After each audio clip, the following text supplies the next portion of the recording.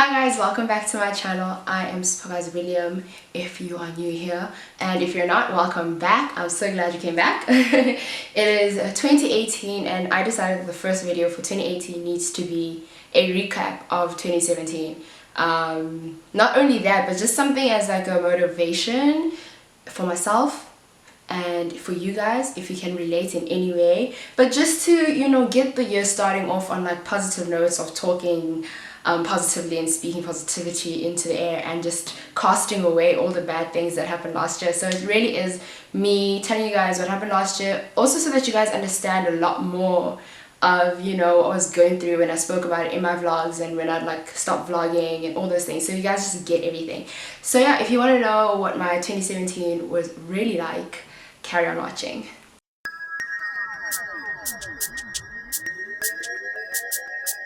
Okay, so I'm just basically going to do it as a sort of story time, and then from that I'm going to say what I learned, what I did not learn, what I'm glad happened, what I'm not so happy about, and all those things. So basically 2017, I literally started the year in bed. I was sleeping, so when the countdown happened I was asleep. I had an exam later that day because I had deferred 3 of my exams, so it's like I had sorry, I thought my lash was like falling off. Anyway, I had an oral exam which had 2 courses in that one oral exam, and then I had 1 theory exam that I had deferred, and my first exam was that Thursday. So New Year's was like on Sunday, and then that Thursday I had my first, Friday I had my first exam. And yeah, I had to push through. I had a lot of work to do, a lot of practical work to do for the oral exam especially, and I basically spent the last like week and a half of December working. I was in the study. I would go to sleep at like 3 a.m. and I'd wake up at around 8 a.m. if not 6 a.m. and carry on working. And I literally just had this routine where I was pushing to get the work done for the exams. So when it was about to be midnight, I was like, you know what, I'm tired and I had a bit of a headache and I was like stressed, so I was like, I'm not doing anything anyway, let me just go to sleep. So when the countdown happened, I was asleep. My dad came to like say Happy New Year a little bit later, but yeah, it was nothing crazy. So that's just how I entered my year. The second day of the year, so the 2nd of January 2017, I went into the ER because the whole day that headache basically manifested into just a migraine, I could say, and I couldn't do anything. Like I couldn't sit up, I couldn't move, it was so painful. I don't know if you've ever had a headache that's so painful that you literally don't want to even eat, and I was feeling very nauseous with it as well. It was just really weird. So my dad took me to the ER and I was there for about 4 to 5 hours.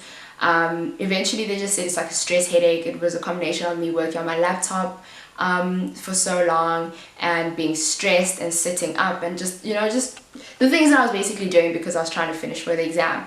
And they gave me medication. I took the medication, and as the week was going on I was feeling better but not really better. And then the Thursday that I was supposed to fly to Joburg, before the Friday before the exams, the Thursday before the Friday exam, yeah, I just threw up, and my mom was like, stay in Cape Town. I was like, no, I need to finish, like I want to get into 3rd year this year. I'm going to finish my degree in record time. And that is basically what 2017 was like comprised of. That was my motivation. All I wanted to do was finish my degree in record time. So yeah, so I left for Joburg, and the minute I landed in Joburg, the first thing I went to look for was like a hospital. I went to the nearest net care to the res that I was staying at for the exams, and that one was just like a maternity net care, so I had to go to another net care, and I went to the Mall Park one, and I was in the ER. I remember I was like crying. I was just there waiting and crying because I was in so much pain, and eventually they put me on a drip. I was on a drip for about 2 hours, which was so painful. That was the first time I was ever on a drip or anything like that. So yeah, and then after that I went back to the res and I slept. And the thing is, I was so busy with the practical work because I knew that that exam weighs 30% in each of those courses, so 30% of the year mark, which is a huge deal. So I was so focused on the practical work that by the time I had to work on my theory and studying, that's when I had the headache, and I was also trying to catch up on the practical work that I missed when I was like at the hospital and sick on like the Monday and all those things. So what happened is that I fell asleep the night before my exam, and I was hoping that I'd get to catch up then, but then because of the medication that I had taken at the hospital, I just couldn't study. So I woke up the next morning, my exam was at 9 a.m. and I went and wrote a theory exam that I had not studied for. So it was just my knowledge from like class, and I remember I went to a winter school with like an actual architect, and she gave us some work and all these things like to just explain the work, and I just had to go off of that memory to write that exam. And then the following week, the Tuesday I believe, I did my oral exam for 2 subjects, and basically they went really horribly. I'm just going to summarize. One of the lecturers, well, the tutors, external examiners, whatever, she asked me if this was first year work or second year work, and I was like, it's horrible considering I'm trying to get into third year. And one of the lecturers that knew what I'd been going through, she just kind of told everyone, she was like, you know, you should take a year off. Mental health is really important. And to me it was very discouraging to say something like that in front of external examiners that I don't know, and you know, it's kind of like putting me on the spot about what I'm going through in front of people I don't know. So that was really, really horrible. And I came home after the exams and I was like, I'm not going back to VITS, it's not gonna happen, I'm not passing, I know it, and I'm not gonna go back if, like, you know, I'm not passing. So yeah, wait, I actually put my tea up here when I was getting ready. Wow, my tea is probably so cold. So yeah, and then a couple weeks later when the results came out, it was so random. I just looked at them and I'd passed every single course, and it was so weird. The year before I did have one course where I had a distinction, and it was just really weird that I actually passed every single course. I wasn't repeating everything, and I felt like, okay, since I passed everything, I don't have a choice but to go back, you know what I mean? So I was like, okay, now I've got to go back to VITS. And I was half dreading it and half happy that I was getting a chance to actually complete my course, which I mean is what I originally wanted anyway. So yeah, so I went back to VITS, and I think 2 weeks into school we had a site visit for construction. And obviously we had to see, like, we had to go to a site that wasn't complete yet, and it was in Sandton, and Sandton buildings are huge. They have basements that go down to like 8 levels, and obviously when they're being built they don't have proper stairs and elevators. Like when we go in on a normal day, it's like done and it's not scary at all, but we had to go in when it was still being constructed, and those stairs are wobbly. I don't know if you've ever seen a building being built, but that day we went down, and we just went down about three basement levels, which I want to say roughly is about 9 meters, if not more, down. And I had a panic attack. I was literally the only person in the entire class who had a panic attack about this, and I started crying, and it was just so embarrassing. But I think that is the moment that I realized that I was very, very overwhelmed with not only my course, but with just myself and where I am emotionally and all these things. So after that, I think things just started to change. I was just like emotionally breaking down. Like I had been depressed throughout my school, well, not schooling, I would say my varsity career, but I think that was the moment when I realized that, you know, I'm actually going through a lot and I don't know how to deal with it.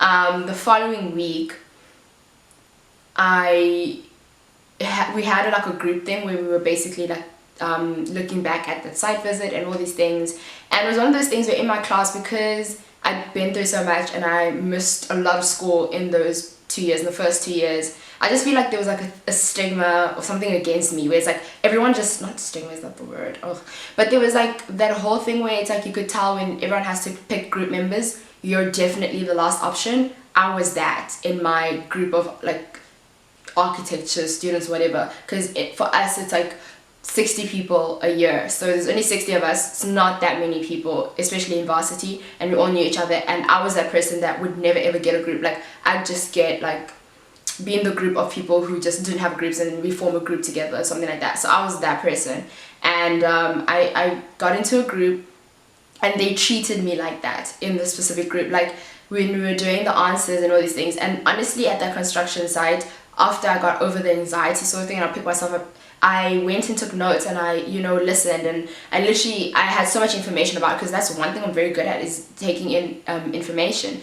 And they were asking each other questions, and I was like answering them, and I'd be like, no, this is the answer. And I remember for one specific question they asked, I gave the girl the answer, and then she called the tutor and asked the tutor the exact same question. I answered the tutor with my exact same answer, and the tutor was like, yeah, that's correct. And it really got to me, where it's like, you guys really think that lot of me, that when I give you an answer, you need to go ask the tutor for the right one, because you don't believe that I could give, you know, a correct answer.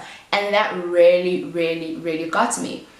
So later that day, it was a Wednesday, I remember, it was the last week of February, I tried to kill myself, basically. And it wasn't a thing where it's like I was so suicidal that I was like, oh, this is it, I'm doing it. It was one of those things where I was so used to taking like painkillers and antidepressants to sleep, and I'd literally take them to knock out for like 12 hours. This time I just took them and I was like, why stop here? Like, no one cares, my life is horrible. And I carried on. So that happened, but then I was texting Simpiwe, and he basically ended up coming to my res, and he just like sent people to come get me, and I eventually came down, and then he literally saved my life, because he's the one that like made me throw up and all these things, and took me to the hospital. I was in hospital for about 3 days, I want to say. Yeah, I was in hospital for 3 days, and I got prescribed 3 antidepressants to take a day, which was a lot. Because I was obviously already on antidepressants, which was obviously not working or enough, so they put me on 3 different ones, and I had to take all of them every day, and I honestly felt like a zombie. I was numb, I couldn't do much, I was just horrible. Like, it felt so horrible, because every time I take the pills, I'd honestly feel like I'm high, and the only thing I can do to stop feeling like I'm gonna fall over is to sleep. So they weren't really helpful. But after that, my parents were like, what's going on? And honestly, it was a combination of things. There were also some things at res where I wasn't really happy with being at res specifically. And after all of this happened, obviously the whole res knew that like I tried to kill myself, and I was just like, I don't want to be in this environment where it's like I can tell people are talking about me behind my back when it's already bad enough that I'm going through a lot, you know what I mean? So my parents were like, okay, fine, if you want to move out of res, just get a place and whatever. So I got a place, and at that time, the only place that was available was in Braamfontein, at 1B card flats, like South Point. And because by my estimation, and by my parents also agreed that it's far, that's why my parents gave me the car. So they gave me the BMW. But then my mom was planning to give it to me as my 21st gift. However, since I needed it then, they were like, okay, fine, we'll give it to you now. So I got the car, and I moved out of res, and a month into me moving into this new place, basically a guy tried to hijack me at gunpoint. And it was one of those things where I was like, the basement parking uses a fingerprint system, and what would happen is, if you fingerprint out, then it takes it that you're out, so the next time you have to fingerprint from the outside to come in, and then like you have to repeat that process. And basically for me, it would, as soon as I fingerprint out or in, it would give me a certain time limit, and then it would just assume that I'm back in, or it would assume that I went out and stuff like that. And then it was a thing where every time I wanted to come out, like I would go back in at 5, and then when I come out back, like when I'm trying to come out in the morning at 8, I'd have to call the security. And this one time I was leaving for school, I hadn't been like at school almost the whole day, so I was leaving for school again at around 6, and I was like, you know what, I'm tired of having to call security every time to do this. So I was like, okay, fine, let me park my car here, and then I'll walk around to the outside and fingerprint to come back in. I walked around to the outside, I get back into my car, and I'm waiting for the thing to go down so I can fingerprint going out, so that it doesn't think that I'm still inside, you get what I mean, for when I'm coming back. And then I just see a guy like trying to call me, and I'm just like, why would this guy try to call me? Like, I know how to drive, I don't need to be directed or anything like that. And then when I'm driving out, I like fingerprints to go out, I drive out, and then this guy's like trying to slow me down, and he's like, your tire, your wheel, or whatever. And I'm like, nah man, like there's nothing wrong with my wheel. But then stupidly, like absentmindedly, I opened the window, and then he's like, your tire, come check it out. And then as I'm thinking about it, I'm like, nah, like my car would tell me if there's anything wrong with my tire, like at all, you know. And I'm like, no, there's nothing wrong with my tire. And then he pulls out the gun, and he's like, no, be quiet, whatever. And then he's like, no, I just want your phone. Oh, I was like he said be quiet or something, and I was like, no, I'm not. And then he was like, I just want your phone. And then I was like, nah, shoot me dead. And then he just like looked at me, and I looked back at him, and then next thing a car was like coming from behind, and then he just put the gun away, and he like walked off. And it was one of those situations, after that, like straight after that, I like hit the accelerator and I left. And it was one of those situations where right afterwards I was like, that was so stupid, that was so dumb, why did you do that? Like straight after that I started crying. I got to school and I was like a puddle of tears already. Like I was crying the entire drive to school because I was like, that's so stupid. And I wasn't crying that it happened, I was crying at my reaction. And I was like, what if he had really shot me? What was I gonna do then? Like I was so shocked by how I reacted that I was just like, what? Like what? So yeah, that was the one incident. And I mean, I reported it to the police, got a case, I got all the video footage of it happening. At some point I thought I was crazy, but it actually did happen and I had the video footage and all these things, but it never went anywhere because you couldn't see his face. You could just see him and his friend because they followed me from the front of the building, so you could see them that they followed me and all that stuff, but you couldn't actually see their faces, couldn't identify them and all that stuff. And I was honestly like at the point where I was just like, I don't want to deal with it, you know? Okay, so this time is now about to be exams, and I was booked off of school after this whole incident, and I was prescribed, well, I got a new doctor because the one from the hospital, the psychiatrist from the hospital, wasn't available. Literally her waiting list was up till June, and I didn't understand why the hospital had given me her in the first place if I'll never be able to see her again.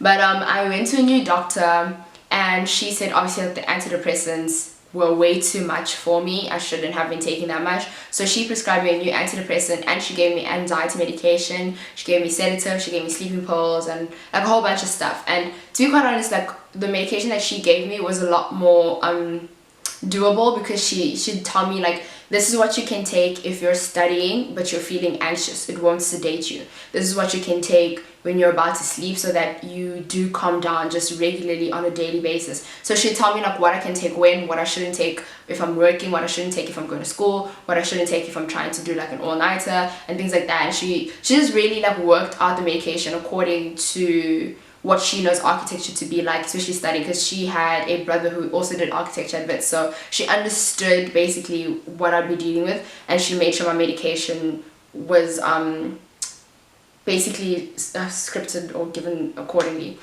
prescribed accordingly, scripted.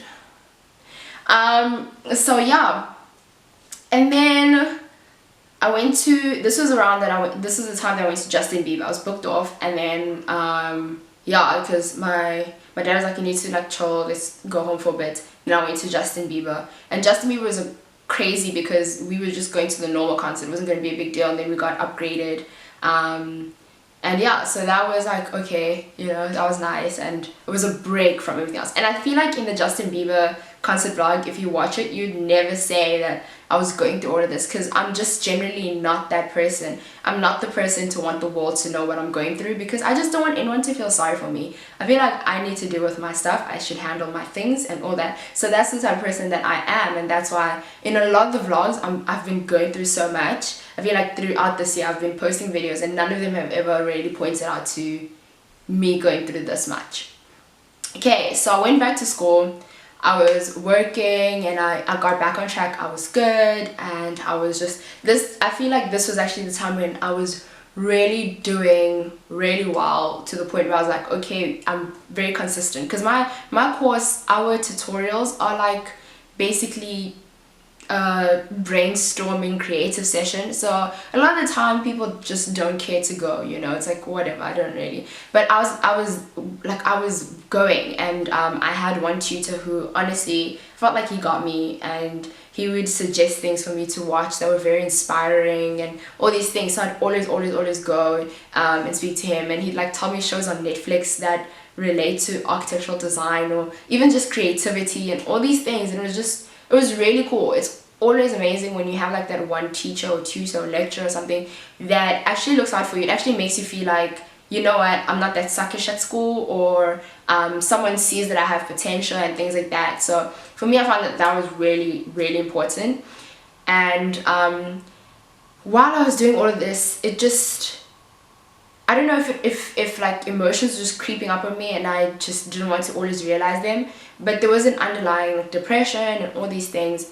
And at the time as well, when I was coming back from Justin Bieber, I had this ongoing on and off like, I don't know, I didn't think it was sinus at first, but it was like a pain on the half of my face and my entire nose and half of my face, and it honestly felt like the bones were sore. And I don't know how to describe this, but the doctors understood it when I eventually went. It felt like my actual bones were like just being squished, and I don't know if you can imagine that feeling or pain, and it honestly felt like that, like my half my face. And would come and be like on some days, and then some days would be like half the day, some days would be the full day, and all these things. And eventually I was having this, and then eventually around the exam time I went to the ER, and they were like, it's sinus and all these things. And then I got what's this, chronic medication for it, and it was one of those things where I had to book me off for like a full week to check if the medication is actually working, all these things. And within that week I missed one of my exams. Well, I missed the first exam, and it was, I had the documentation, and the next day applied for a deferral and all these things, and you know, I did everything correctly. And then the Monday, so the exam was Thursday, applied for the deferral on Friday, which is 24 hours, before the 24 hours was even over. And then on Monday I get an email saying that I've been excluded from this course, and I was like, wow, life is happening to me. I was just like, and it was one of those things I was like defeated. I was like, wow. But then at the same time I was like, no, he can't do that, because I know I had every reason, you know, to get my deferral and everything. And I went to faculty and they had given me the deferral, but he hadn't checked. So then a big runaround began. Whoa. Like, I had to go to faculty, and faculty told me to go to head of school. I went to the head of school. The head of school secretary told me to go to my lecturer. If my lecturer doesn't respond, then I need to go to the course coordinator. The lecturer didn't respond, so I eventually went to the course coordinator. I spoke to her. Then eventually from that, my lecturer actually responded, and he told me when I'd have my deferred exam and all these things. And I was like, fine, whatever. So I went on holiday. I wrote all my other exams and everything was cool. I went on holiday. That's when I had my 21st birthday. That's also why my 21st birthday was so small and so intimate, because I was like, you know what, I just don't want to invite people into my life when I know that I'm struggling in Joburg with one other person in my family. Like, Cynthia was the only person, okay, not really the only person, there was one other person who also knew, but that's a background person. I don't think y'all ever meet that person. But I was just like, Cynthia was the one person that was there for me though, all the time. So I was like, my 21st shouldn't be about, oh my gosh, I'm 21, let me party, live it up. It should be more about like, who's riding or dying with me at the moment and stuff like that. And also I just don't think I was in the mood for people. Also because I'd have to try and explain what I'm going through, and I didn't want to. And like I said before, that's my mechanism. I go away. If I feel like I don't know how to deal with what's going on around me and I don't want to explain it to anyone, I go away. I go into hiding. I go and I sit in like my room, and it's not that I'm crying or anything. I'm just like watching YouTube videos or watching movies or series over and over. But it's only because I just don't want to feel like someone needs to feel sorry for me, or they need to deal with whatever I'm going through. I don't want it to be their burden as well. So I just keep everything to myself, you know? So yeah, so I came back after my 21st birthday. Everything was okay. Yeah, everything was relatively okay. I found a new group to work with, luckily, for construction. No offense to them, it's just that I really did feel like they didn't want me there. So that's the honest truth, I'm not gonna lie. I felt like they didn't want me there. Towards the end of the year though, like at the final exams, we were all cool, so that's that. But yeah, and 3 weeks back, so the second last block, so the third term basically, 3 weeks into it, or 4 weeks around the beginning of September. No, before the beginning of September. It was actually, yeah, 3 weeks into it in August. I did my exam when I got back to school, the one that I had missed. Everything was great. And then 3 weeks later, I was coming from the library at around 3 a.m.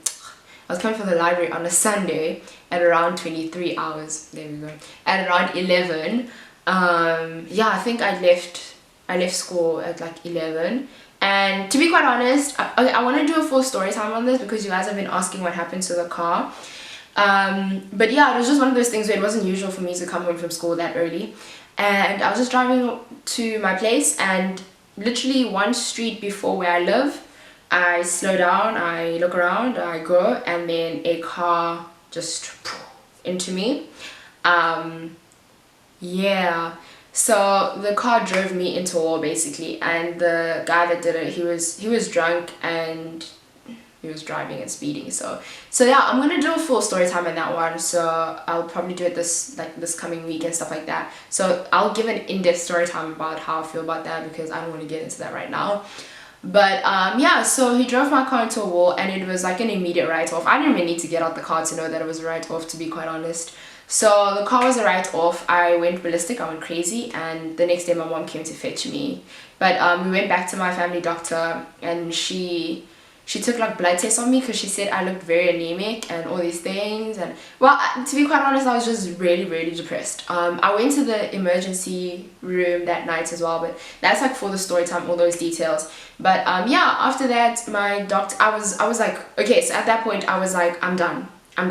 I do not care about the degree. I'm done. I don't care whether or not I just have one block left, which is like a month and then exams. I don't care. I'm done. I'm so tired of going through the most for this degree, because everything, like every time something happened, I'd go back to school because I'm like, I want to finish this degree.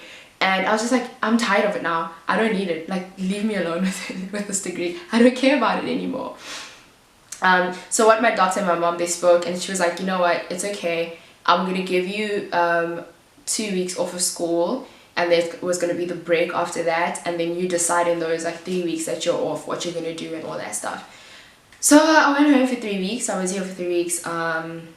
Like, even stay fresh, if you know that I went. I didn't want to go, I didn't care to go, but my parents were like, no, you should go. And they were buying me the outfits and the hair and all these things, because I really didn't care to, but they were like, no, you need to go, like you need to see people again, because I was retreating, and that's what I do. So for me, like throughout my schooling, my parents have always been those people, when they call and check on me, they are like, have you been out this weekend? You need to go out. Because I was someone who would retreat and like stay in, and then once I stay in, then I'm so depressed that I don't want to go to school, and that would be basically what my biggest issues are.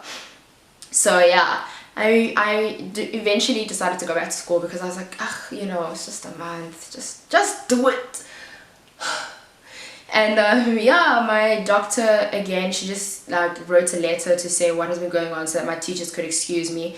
Also, when just after the accident happened and my doctor gave me all the paperwork, and I had the paperwork from the hospital, Simpy went luckily for, oh, he's done so much for me, guys, like, oh my gosh, just like this video. If you know who he is and you've seen the vlogs, like this video for him, because he's done so much in my life.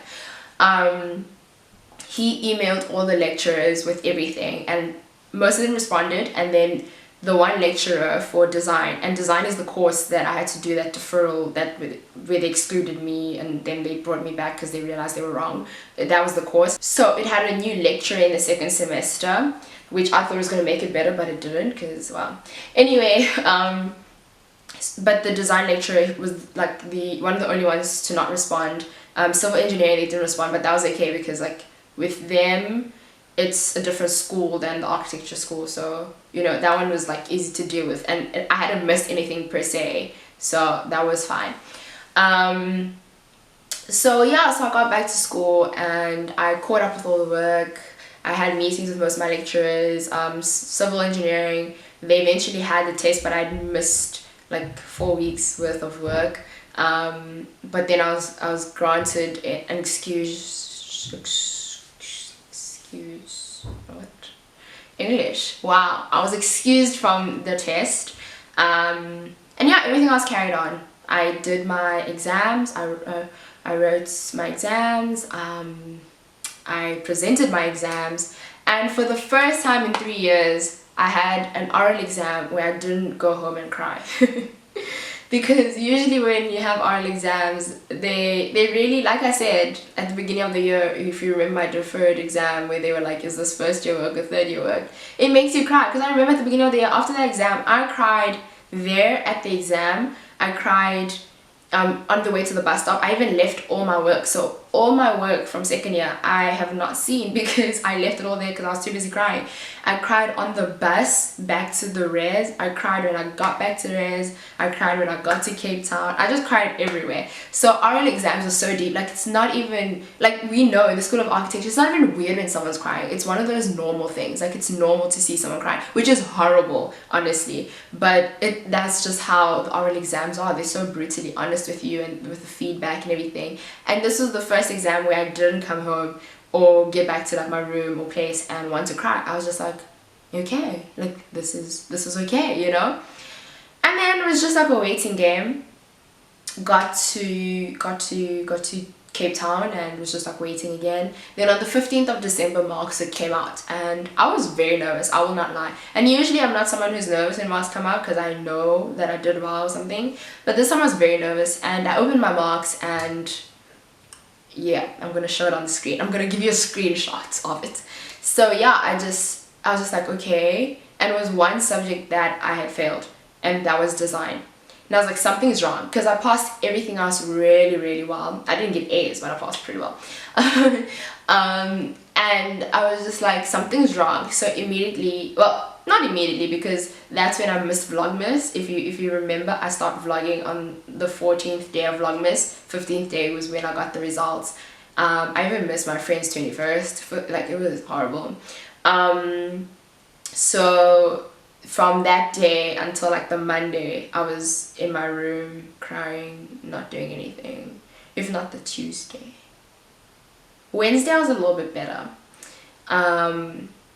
Yeah, and I realized something was wrong. But then on Monday, well, my mom and some people were already speaking and they were gonna get the SRC, and I don't know, on Monday it just came to me and I was like, something's wrong, man. I think either when I went away for 3 weeks, the other lecturers adjusted my marks accordingly. So some of the projects I didn't have to hand in when they were due, I handed them in the exam, since it was an oral exam. So I was like, maybe for my design they didn't do the same thing, you know what I mean? So I was like, okay, let me just work with this. And I contacted the SRC, the academic officer, and all these things, and she emailed them.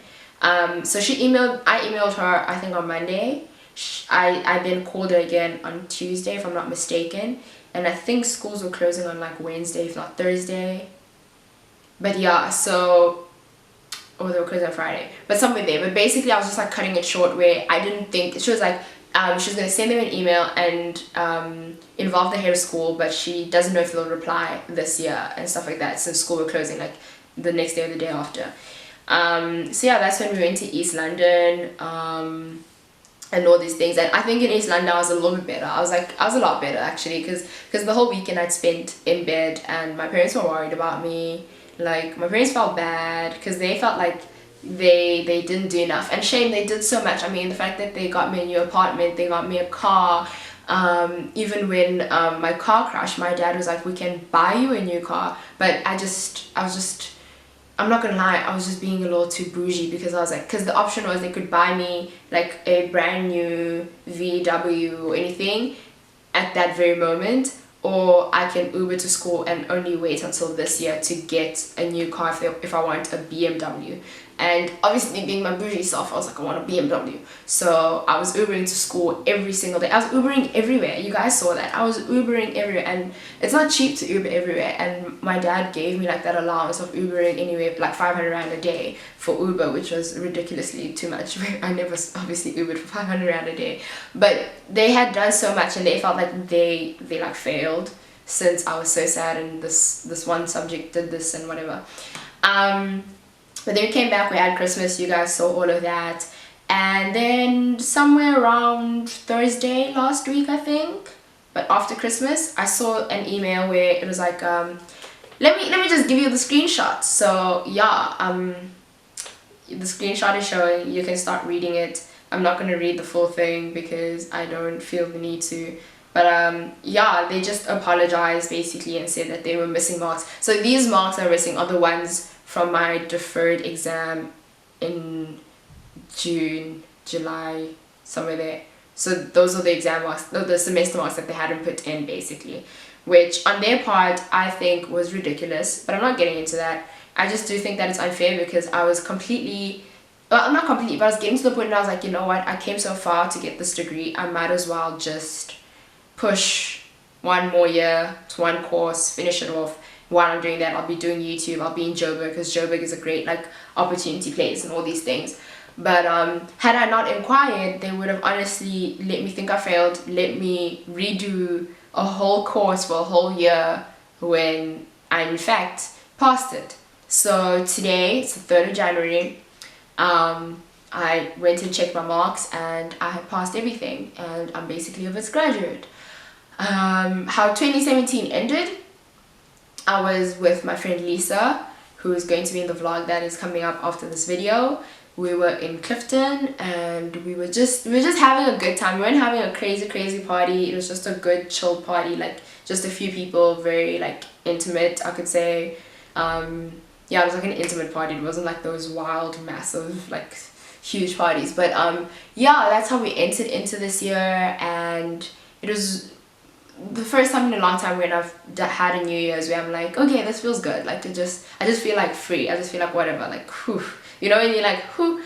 So yeah, so just finding out that I did in fact pass everything and I am in fact getting my degree is just the cherry on top.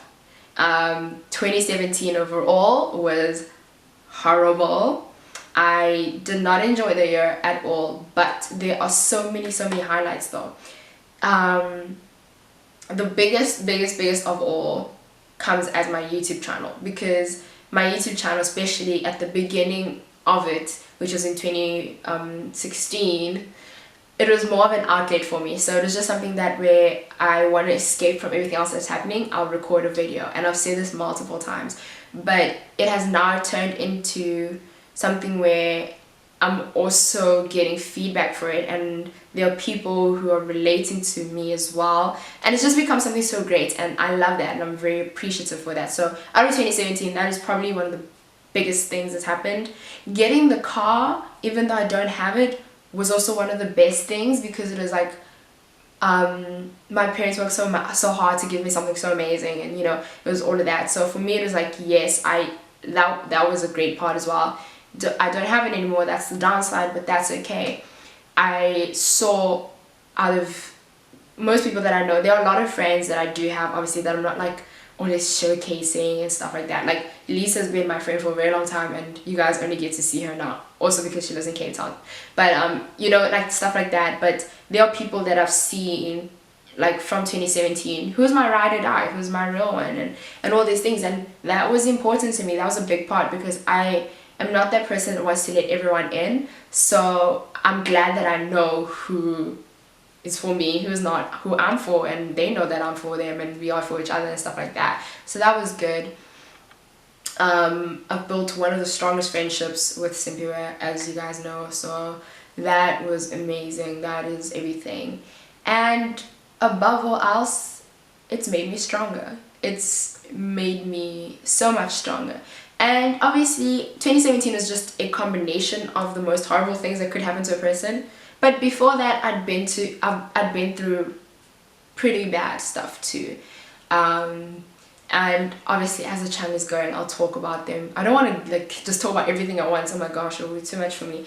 But I'd been through stuff before, and things that may even be worse than 2017 things, but it's just that all the things in 2017 happened all together.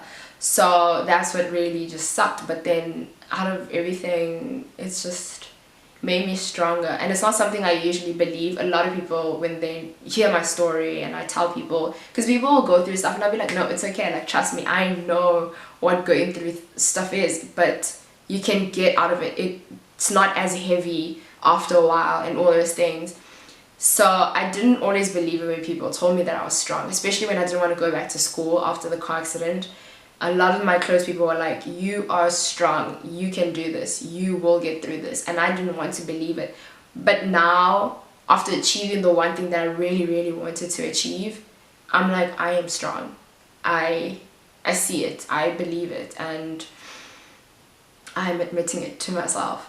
So yeah, if you guys have just been through anything in your lives, just know that at some point it's not going to be as heavy, and you're going to overcome it. You're going to get through it. You're going to make it. You're going to achieve all the goals that you want to. And I honestly believe that in 2018 it is the healing year. That's what I want to call it. I feel like it's the year where I'm going to just heal myself. I'm going to recover from it all, and I'm going to come back as an even better and bigger, whatever else, person. I'm like getting emotional, so the words are like, yeah. But yes, that is really how 2017 has been for me. Thank you guys for riding with me. Thank you guys for being here. Thank you guys for being like, she's back. My memory card is telling me that it's time to like slow down. But yeah, I just really appreciate everything that you guys have done for me. I appreciate everything my parents have done for me. I know my mom recently told me that she watches all my vlogs, so I appreciate everything you have done for me. And to growing. If I had a glass of champagne, let me get my tea. This tea is probably so cold by now, but yeah, to growing basically. Also, just to let you guys know, this January I got things lined up, so I'm gonna go back to doing the makeup tutorials because I'm at home and my makeup setup is here. I'm gonna go back to doing beauty videos, but most importantly, that you guys have been asking for since last year, I'm going to be doing a whole back to school advice, school tips, school makeup, school hair, school everything week. So the second last week of January, because Vits I know is starting like a week on in the last week, I'm going to do a full Sunday to Sunday upload every day week just about school stuff. So it's going to be like my quick hairstyles for school, what to do for makeup, the cheapest makeup to buy, and all those things, just all about school and more advice. I mean, this was just a cover, or this was just a summary of everything, so I'm gonna get deeper into things that, you know, can help you specifically in varsity and all that stuff. So stay tuned for that, and I'll see you guys in my next video. Bye.